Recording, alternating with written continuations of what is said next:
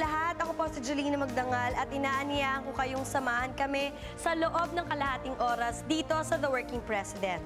Hatid namin sa inyo ang mga programa ng ating pamahalaan para sa asenso ng bawat Pilipino. And to start off our show, tampok namin ang mga kooperatiba sa bansa at ang pagpapalakas sa sektor na ito ng Cooperative Development Authority.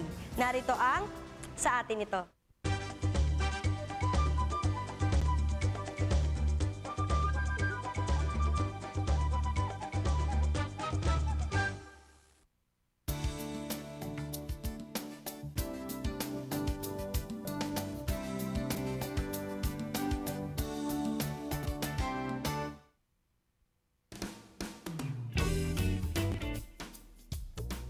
Pagkakaisa, tiwala sa kapwa, at determinasyong umahon sa kahirapan. Ito marahil ang puso at diwa ng kooperatiba. Sa ating bansa, maraming samahan ng kooperatiba na ang nabuo at sa haba ng panahon, marami na ring nabuwag. Ang Cooperative Development Authority ay naitatag sa bisa ng Republic Act No. 6939 noong March 10, 1990 na nilagdaan ni dating Pangulong Corazon Aquino.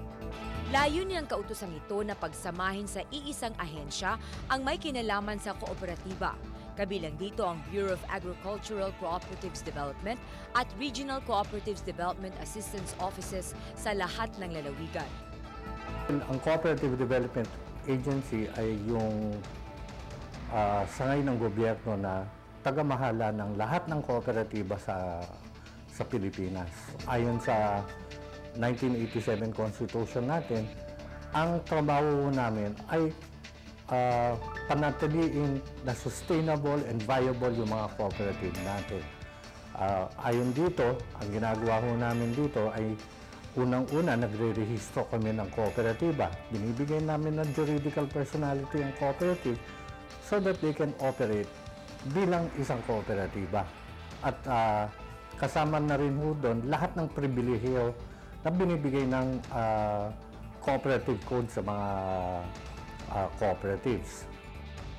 Ayon kay dating Congressman Hener Tulagan ng Pangasinan na dati ring committee chairman ng cooperative sa Kongreso, malaki na ang isinulong ng kooperatiba sa pangunguna ng CDA. Tinangka naming amindahan ang Cooperative Code of the Philippines. Ito ay yung Republic Act No. 6938, no? At ang lumilikha naman itong kooperatiba ay yung Republic Act 6939, no? So, ang aming pagbabago noon ay ang member ng bawat kooperatiba ay 15. Pero dinagdagan namin, ginawa namin maging 30 na members, no? At saka isa pang importante rin kasi ang samahan ng kooperatiba ay lalong pagtibayin para marami ang mahihikayat na maging members. Sa kasalukuyang takbo ng pangdaigdigang ekonomiya, napakahalaga ng papel na ginagampanan ng mga kooperatiba, lalong-lalo na sa mga kanayunan. Pinaiigting po namin ang pagpapalaganap ng kooperatiba sapagkat ito po sa aming nakikita ang tanging paraan para mas magkaroon ng continuous access sa funding sa ating mga magsasaka. At hindi lang po magsasaka, kundi lahat po ng angkop na ikabubuhay ng ating mga kababayan. Yung kooperatiba natin, all over the Philippines, meron tayong mga 21,000 operating cooperatives. Pagkasabi namin ng operating, yan ang mga kooperatiba na talagang magagaling sila, mahuhusay at well-developed. Kasama ho dito yung mga tinatawag natin na top 20 cooperatives in the Philippines, which are karamihan sa kanila ay tinatawag natin na credit cooperatives. Habang nagka-credit sila, pwede silang umutang sa kooperatiba para dun sa mga munting mga businesses nila, yung mga entrepreneurship, livelihood projects na ginagawa nila within their own communities. Sa samahang kooperatiba ay hindi lang yung pagtulong sa pamamagitan na puro bigay na lang, kundi tuturuan sila kung paano isagawa, isakatuparan ang kanilang adhikain. Tulad noong pangingisda, no? Wag nating sa una siguro, pwede nating bigyan ng mga ehemplo, pagbibigay ng isda, pero turuan natin silang manghuli ng isda para hindi naman araw-araw puro hingi ng hingi. Ganyan din sa magsasaka. Ayon pa kay Director Santilla ng CDA, tuloy-tuloy ang kanilang pagsusulong ng maayos na samahan ng mga kooperatiba sa bansa.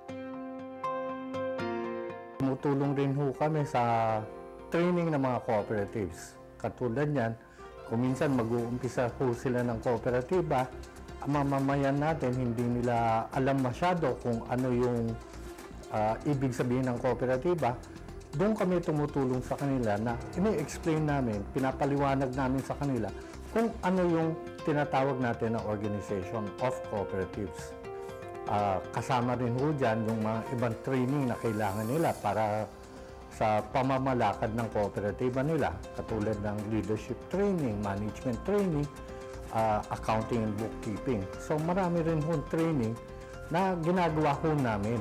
Hindi lang CDA ang gumagawa nito, pero nililink up ho namin lahat ng sangay ng gobyerno tungkol sa kooperatiba at at the same time, yung tinatawag natin na cooperative organizations. Ganon din ang isinusulong ni Congressman Rosie Alcala ng Quezon, pagkakaisa ng sektor ng mga magsasaka. Sa simula po kasi, ang mga magsasaka sa atin ay nakita mo naman ng mga nakaraan mong mga interviews na pinahihiram muna namin individual. Pero bago namin sila pahiramin, binibigyan muna namin sila ng value training seminar, and then pagkatapos, ang pinahihiram namin sa kanila inputs.